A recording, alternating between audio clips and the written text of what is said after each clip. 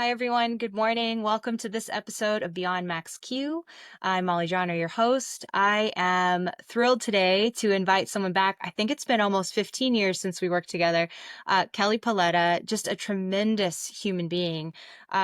He is the Director of Sales and Marketing for EXP Technical. But before you introduce yourself, Kelly, I want to call out that he was the salesperson at IS Outsource back in the day, and I was the marketing intern and it was so far back that I was actually sending out direct mail. So that swag you'd get in your mailbox, that was me licking the envelopes and sending it out directly. And Kelly took me on my first ride along for a sales meeting. And I remember just learning so much. And so I'm excited to have you back, years later to again, so I can learn and teach us some things about growing and scaling business. So with that, Kelly, please. Oh, well, you flatter me. Thank you so much for having me here. So I am Director of Sales and Marketing at EXP Technical, and we provide IT support to small and medium-sized businesses here in the Pacific Northwest. So we work with hundreds of small businesses, nonprofit orgs, schools, just a variety of organizations. And typically our clients are those that, I mean, it's probably not unfamiliar territory for your audience, but they are those organizations that are at that stage in their growth where they have a lot of need for IT support. They might have a lot of concerns regarding cybersecurity, but they don't have a lot of technical expertise on staff. Or if they do, that expertise rests with the founder and the principals in the organization, and those people are getting sidetracked in doing IT support for the organization. So we provide IT support to small and medium-sized businesses. Awesome. I love that. And you guys are in the Pacific Northwest. That's mostly where you focus, right? Correct. Yes. And so you've been doing this for a while. I would love to dig in for all the founders in the audience who are maybe just getting started. Okay, you've started something, but what does it look like to scale a business? Because you've done that. Right. Well, yeah, and we've worked with, over the course of my career, I've met with probably tens of thousands of business leaders that are trying to scale their business and to talk about how technology supports that. There are a variety of ways, but again, the trap is in the early stage, the business leader gets stuck doing IT support, and it's really, I mean, I hadn't thought about talking about this, but we're kind of going down this path. Um, One of the things that we've applied to help business leaders scale is actually it's built into a course at our technology training and technology resources site, and we call it the EXP way, and it's a technology capability maturity model, which is a lot of verbiage, but it's a way that tech folks often use to advance their capabilities. And it's a spectrum, kind of a stair steps kind of process where you go from being ad hoc and purely reactive to being scheduled and proactive and have some forethought to being more strategic and at the highest level of maturity, the organization and your operations with respect to technology are optimized. So one reason why I mention this, and we can dive into maybe some of the more details or experience, but for those that are listening, and if you're curious, and it's a little bit of an investment of your time, not your money. It takes about an hour to get through the course, but there is a course at EXP Academy it kind of reviews that technology capability maturity model. It has interactive downloads and things that you can fill out. There's a cybersecurity scorecard assessment that you can do. There are budgeting templates. So I mean, this is again a little bit of a tangent, No, it's but great. there are tools that business leaders can use that are available for free at EXP Technical or at EXP Academy, and that's at academy.exptechnical.com. But generally, I mean, to get back to your question, that's kind of the journey that we see is that founders get maybe too much up to their elbows in IT support. They're providing end user support for their staff. They're ignoring things that are much more important than they realize, like cybersecurity, doing some of the basics. And oftentimes it's not until too late that they recognize those things, either that they've had a breach or a significant scare. And then it's when the horse is already out of the barn, then they're most concerned about cybersecurity. So what I've seen in the journey is that business leaders sometimes neglect that sort of planning until it's too late or maybe longer than they should.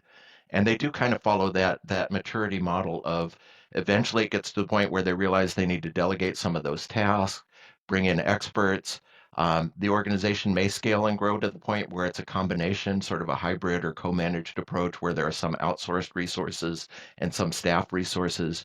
But ultimately, what you're getting towards is a strategy that's always improving and optimizing, where you're taking care of the routine maintenance. You've got a game plan for all of the support function. You're managing IT like a business. You're taking care of the keeping the lights on and those sorts of things.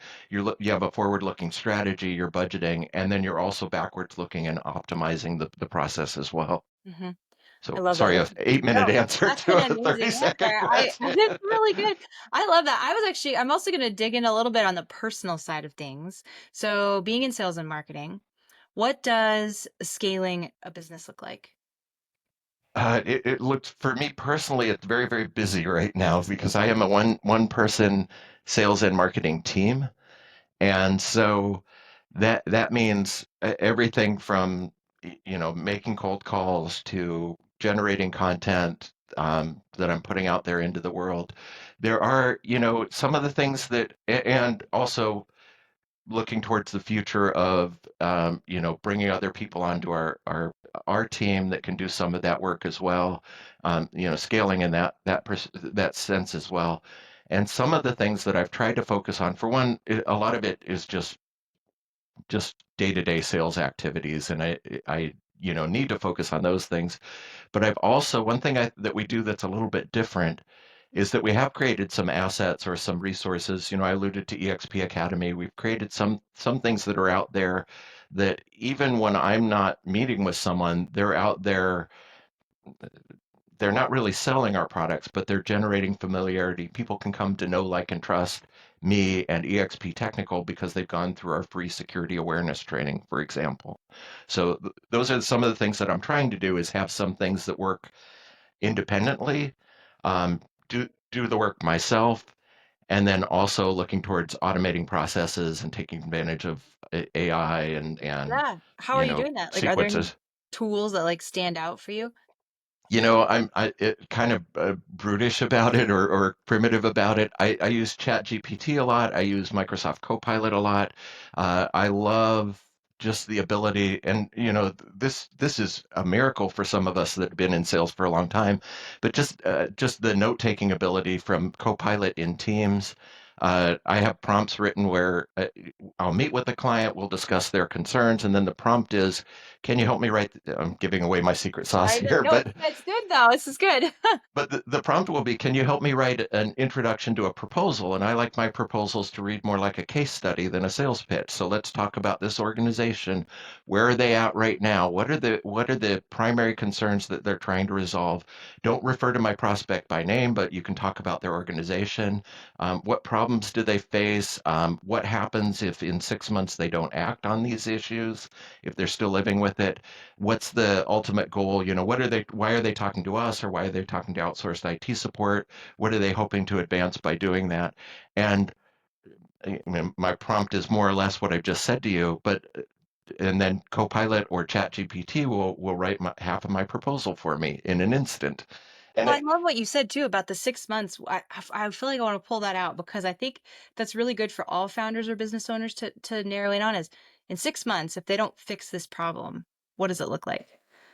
yes, Because I yeah. think that's interesting. I have not heard that before, and I feel like I want to incorporate that in my conversations because it really highlights the need, right, for what you might be selling or you have.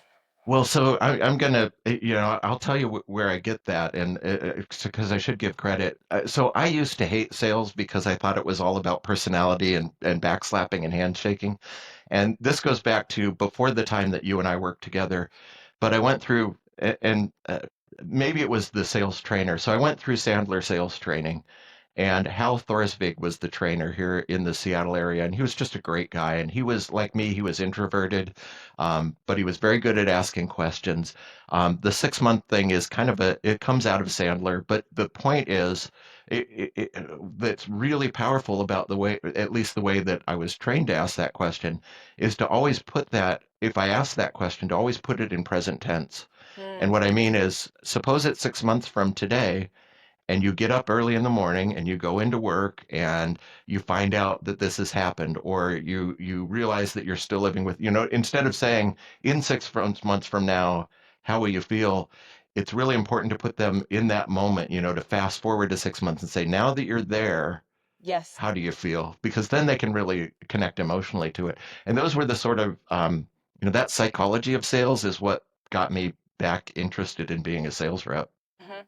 I love it. I had not heard that before. To be fair, I've not gone through sales training, but that is a good question because I think we all need that, even in our day-to-day lives. So I feel like you can even apply that to your own life and your career, right? So it's like, okay, where am I 6 months from now? And am I happy with Right. where I am, right? And you have to ask yourself, well, what do I need to do right now to change where I'm sitting in 6 months? Yeah, and if I wake up 6 months from now, what am I going to regret not doing? Or, Yes. should I have gone on the vacation, or should I have, where will I feel best about having spent my time? Yes, I love that. Okay, one more question before we start to wrap it up. I wanted to ask you, you've worked with a lot of different teams. I think it would be really interesting to get your perspective, both sales and marketing perspective, on okay, what makes a team successful? What communication do you appreciate? And as founders build out that team, what are some good things to keep in mind? Wow. Hmm. So, a big thing is mutual respect. It's a cliche, but communication. But one thing I really, really, really like about working at EXP Technical is frankly, throughout the whole company, but in the team that I work with day to day in and day out, we share the same values, and they're not so much about, and it's not so much about our mission of, if it's, and this isn't our mission, but a mission to like dominate the local market, but just more, some of our values are things like contribute to the community and share knowledge, share success, and those values lead to very cooperative and supportive environment across the different teams, because we're fairly small. So we are working across different teams. I'm working with people that are in a security subject matter expertise team, or I'm working with our principals and our founders. So those are some of the things, kind of uh, really deciding, aside from just the work that you do, who are you as people, and how are you aligned that way?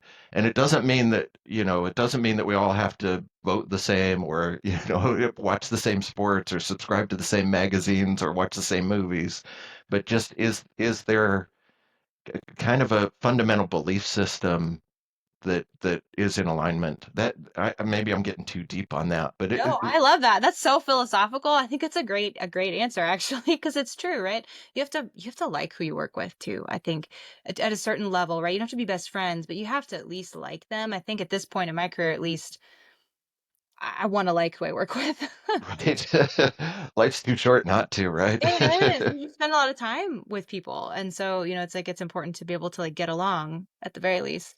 And if you don't mind me, one further step is it's a culture killer if you don't have that. If you have teams that are competitive, secretly competitive with each other, and I have seen that, and it's like tying your shoelaces together. You might be able to get forward, but Oh, I love that. you're not gonna progress as fast as you need to. That's a great quote. I'm gonna pull that out. I think that's great. I love that. Okay, and so we'll end with our last question. It's my favorite question.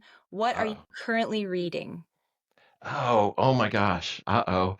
Um, it's, let's see. So I am rereading Bonfire of the Vanities, uh, Okay. which is not maybe I was supposed to name a No, business I book. like I actually think it's more interesting when people don't name a business book because I'm always looking for fun things to read too. Everyone's so serious, so it's good that you have something fun. So Oh Bonfire, man, writing that down. it is such a good book. It's a little bit dated. I think it came out in the late 80s, early 90s. It's Tom Wolfe. His writing style. And actually, this is the business component of it, is that I love Tom Wolfe. I love John Irving, Toni Morrison, writers that have such a command of the language. I feel like I'm enjoying reading these books, or I'm enjoying rereading this one, because a lot of the things that they discuss are certainly relevant today, but also just living with that language, people that write so well, I think it leads to writing better or communicating more clearly. Although at the minute I say that, I think maybe not because Like business chat emails now, GPT. I know. yeah, and it's all bullet points and M dashes. But Oh my goodness. I'm still kind of old school that way that I want to write like John Irving or even Ernest Hemingway if I'm more concise, but those are the things that I aspire to, and so I feel like reading that sort of literature benefits me or it helps I me, love gives it. me a good model for that. That's really good. I love that. I love that you had something different too. I think it's important because, like you said, there's business throughout life too, right? So it's like you can pull out the things, like you said, that are related to business and apply it. Okay, so for everyone in the audience, I'm going to link everything in the video description like usual. We'll have links to the Academy and EXP Technical. If you want to reach out to Kelly, I'll put that there too. And then I'll probably link the book too, because I think everyone is interested in Bonfire Vanities now. So I appreciate you being here and sharing your expertise and your time. Thank you very much. Thank you so much for having me here.